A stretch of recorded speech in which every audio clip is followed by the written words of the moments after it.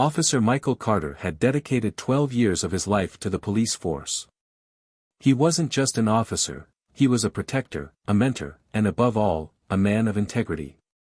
Alongside his K-9 partner, Luke, a highly trained German Shepherd, he had taken down criminals, saved lives, and solved some of the toughest cases in the city.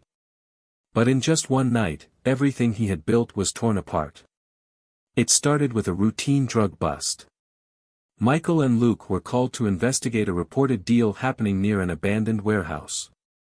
They arrived at the scene, but something felt off, too quiet, too convenient. Just as he was about to call for backup, blinding headlights flooded the warehouse. Sirens blared. Doors slammed. Then came the shouting. "Drop your weapon. Hands where we can see them." Confused, Michael raised his hands. Before he could even ask what was happening, his squad, his own brothers in blue, swarmed him. "What's going on?" Michael demanded. No one answered. Instead, Captain Reynolds, his mentor and superior officer, stepped forward, shaking his head in mock disappointment. "Michael Carter, you are under arrest for possession and distribution of illegal narcotics." Michael's heart pounded. "What? That's insane. Check the body cams. This is a mistake." But it wasn't. Within minutes, officers searched his squad car and pulled out bag after bag of heroin. Michael felt like he had been hit by a freight train. "This isn't mine. Someone planted this." No one listened. Instead, they shoved a security tablet in his face, grainy footage of him supposedly accepting money from a known drug lord earlier that night. Michael's stomach twisted. The footage was fake. He hadn't even been there. He turned to Captain Reynolds, searching for some kind of sign that this was a misunderstanding. But what he saw instead made his blood run cold. Reynolds smirked. "Cuff him," he ordered. And just like that, Michael Carter, one of the most decorated officers in the force, was arrested like a common criminal. The trial was swift. The prosecution painted him as a dirty cop, someone who had used his badge to traffic drugs. Witnesses, officers he had once called friends, testified against him. Evidence was stacked against him. The fake footage. The planted drugs. The false testimony. And then there was the final blow. Captain Reynolds himself took the stand, looking heartbroken as he said, "I trained Carter. I believed in him. But corruption spares no one. And it is my duty to uphold justice." Michael couldn't believe what he was hearing. Betrayed. Set up. Sentenced. The jury didn't even deliberate for long. Verdict, guilty. Sentence, 25 years in prison. Michael was taken away in shackles, his mind reeling. But worse than losing his freedom was losing Luke. His loyal partner. His best friend. The K-9 unit was reassigned. Luke was placed under a new handler, one who, Michael was certain, didn't understand him the way he did. He had lost his career, his reputation, and now, the only being that had never failed him. But fate wasn't done with him yet. Months passed in prison. Every night, Michael replayed the moment of his arrest. Who had set him up? Why? The answer was out there, but he had no way to prove it. And then came the final insult: he was being transferred to a maximum security prison.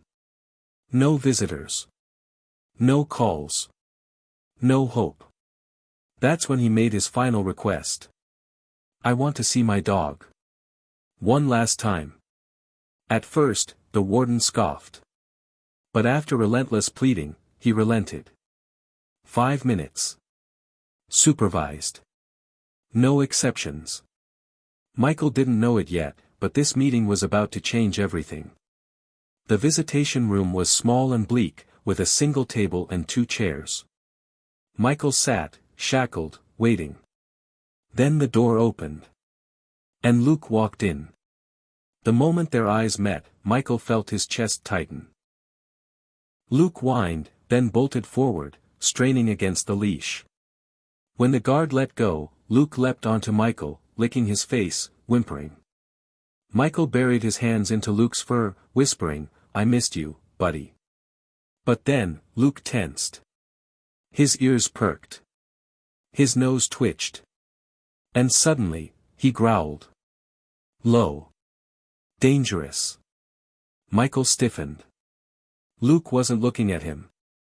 He was looking at the guard standing behind him. And then, Luke lunged. But he didn't bite. Instead, he grabbed something from the guard's belt, a small, hidden USB drive. It fell to the floor with a soft clink. The room froze. The warden frowned. "What the hell is that?" The guard's face turned pale. Michael's heart pounded. "Plug it in." The warden hesitated, then inserted the drive into his laptop. A video file popped up. He clicked play. And the truth exploded on the screen. The footage showed everything. The night of Michael's arrest. The drugs being planted. The faked security footage being edited. And worst of all, Captain Reynolds laughing with a group of corrupt officers. Carter was getting too close to the truth, Reynolds sneered in the video. He had to go. Michael's fists clenched. He had been right all along. Reynolds had betrayed him. And Luke? Luke had just saved him. The warden wasted no time. Internal Affairs was called. The department was exposed. Captain Reynolds and his corrupt officers were arrested. The case was reopened. And within days, Michael Carter was a free man. The moment he stepped out of prison, cameras surrounded him. But Michael didn't care about reporters. Because standing in front of him, tail wagging, ears perked, was Luke. Michael knelt down. "We did it, buddy," he whispered. Luke wagged his tail. This time, the reunion wasn't a goodbye. It was a new beginning. 7. The final message: Michael was reinstated.